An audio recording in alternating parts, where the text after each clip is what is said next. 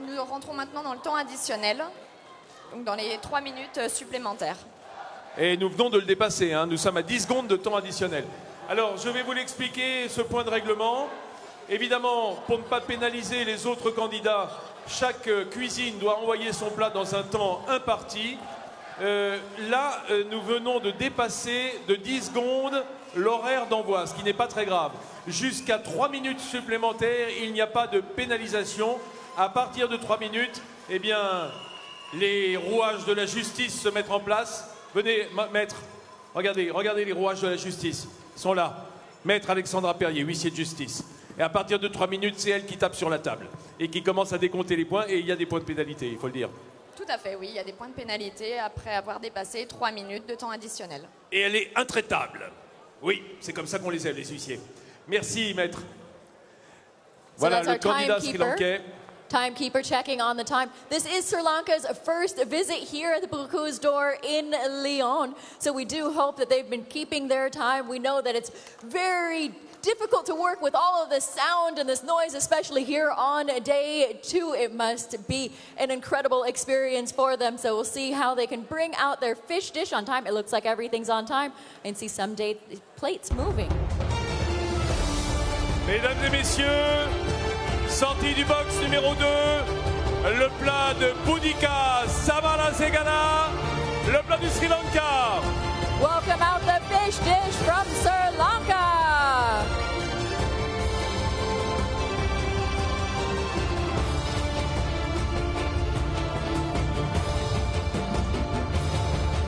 Voilà ce plat de poisson. Eh bien, je suis heureux que Maître Perrier n'ait pas à sévir. Elle va pouvoir se diriger vers le box numéro 3. Régis, où que tu sois, donne-nous quelques renseignements sur l'intitulé et la composition de ce plat de poisson sur assiette. Alors, c'est un homard étuvé, une roulade de turbo en infusion de crustacés.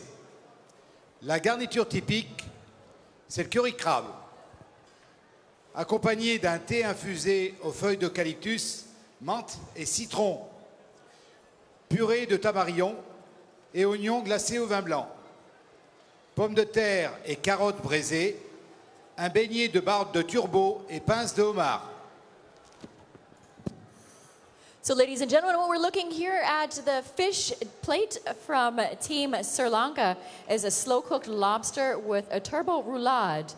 They have infused the turbo roulade with a tea-infused lobster bisque.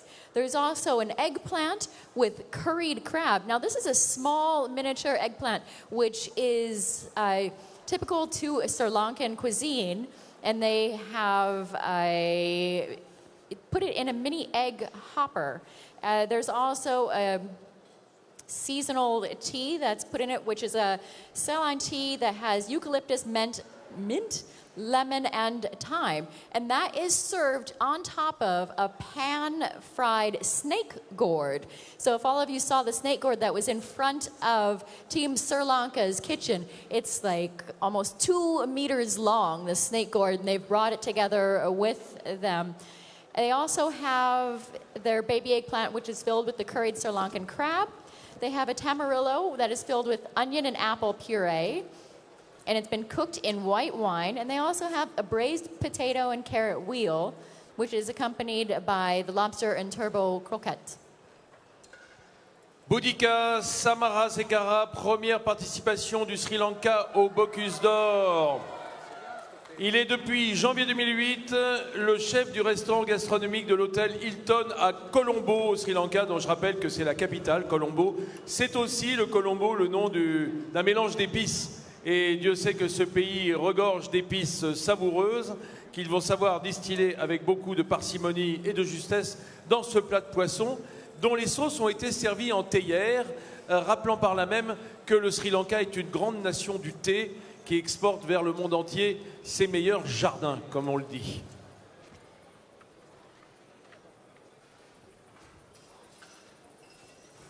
Ce moment de silence, je l'adore. Ce moment où l'on guette sur le visage des juges la moindre expression, mais ils sont impassibles, mesdames et messieurs, concentrés attentifs qu'ils sont à la réalisation et surtout aux arômes, aux flaveurs qui peuvent se dégager de ces plats, car de l'équilibre naîtra la note, bien entendu. La cuisine, c'est une affaire de contraste et d'équilibre.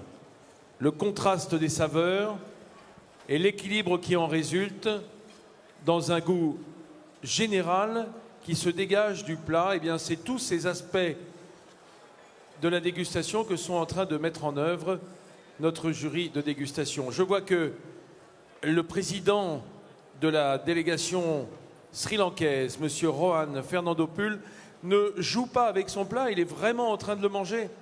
Et ça, c'est bon signe. Il est en train de goûter pour savoir si le plat est conforme au travail effectué pendant des mois.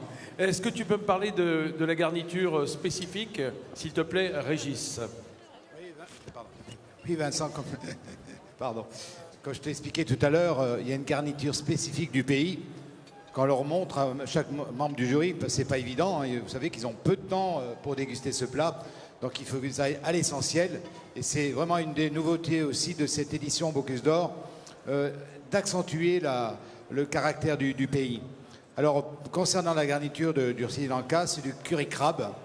En fait, c'est un mélange de crabe avec, bien sûr, un mélange de curry du Sri Lanka. On sait que c'est une région, c'est un pays où on trouve toutes ces épices et en croustillant. Là, on a vu, quand le jury a coupé ce curry crabe, c'est pour ça qu'ils m'ont demandé d'ailleurs des couteaux.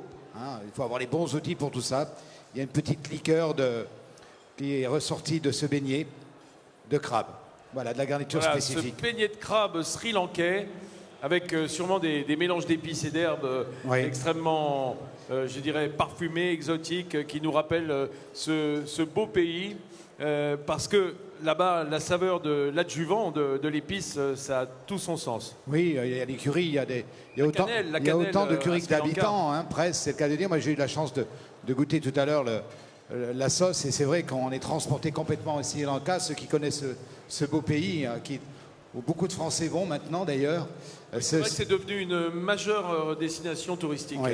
Quand on sent ce parfum un petit peu de la feuille de kéfir, la cannelle qui revient, le côté curcuma avec la couleur. Là, la sauce était en plus très bien équilibrée.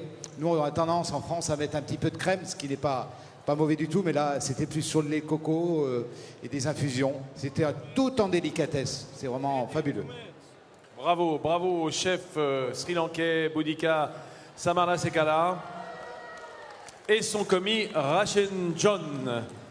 So great job from Team Sri Lanka. It is part of the scoring sheets this year for the judges to mark down the way the teams have used ingredients from their home countries in the fish dish as well. So one of the garnishes on the fish plate should incorporate something that is native or that is known for in their home countries. So that's new to the Bocuse d'Or again this year. A few more minutes left on the clock from Team Estonia.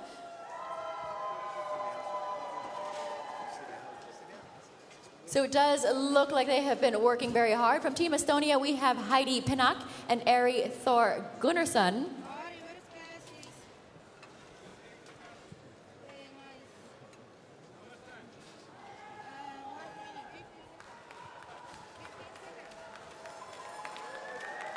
Voilà, plus que quelques secondes, mesdames et messieurs, tandis que Heidi Pinnock est en train de saucer ses assiettes.